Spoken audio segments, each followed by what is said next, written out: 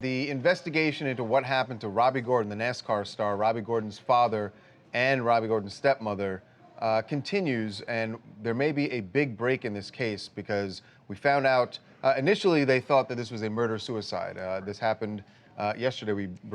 We were covering the story all day because police started finding out more, and even Robby Gordon spoke up about it. But what it looked like was a murder-suicide. That what police said was that Robby's father had choked his wife and then shot himself. But now there is another weapon that was found at the scene, and it may change the overall outlook of what really happened in the house that night. As Robby Gordon and his family have suggested, they feel like the truth is not all out yet. Right, guys, I am surprised this wasn't in the initial reporting by the Orange Police Department to the media, but what they left out is that they found a butcher knife next to Sharon's body. When they went into the house and started collecting evidence, they found a butcher knife. Now, when we broke the story yesterday that some of the evidence they found, they had said that Sharon died of strangulation and that Baha Bob died from a self-inflicted gunshot wound, saying that they are investigating it as a murder-suicide. So if you look at what they're saying he strangled her and shot himself. That leads you to believe there was some sort of fight and that, again, it happened in that order.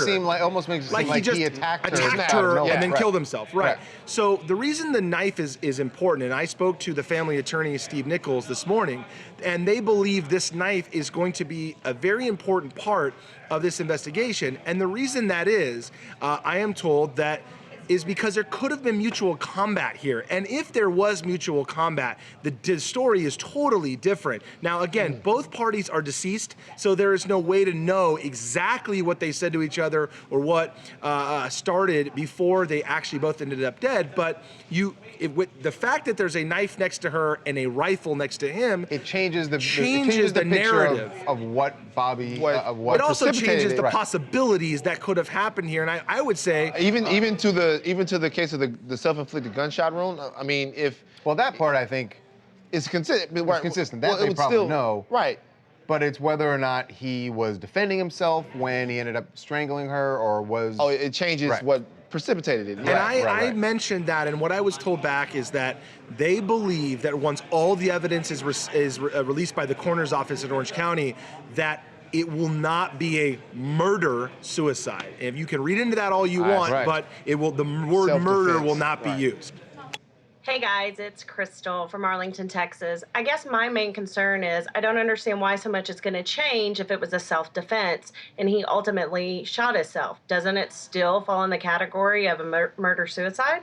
Yeah, that's what I was asking. It seems like it's more self-defense than maybe he was defending himself, but he was still so grief-stricken. Mike, you spoke to the family attorney, but it sounds like this is about clearing his name. They want it to be known that he's. Yeah, I think that they want to at least tell everyone all the facts so that everyone knows what could have happened. Now, I will end by saying, when this is weird to me, but they are telling me no history of violence in their marriage. They were married, I think, 30 years.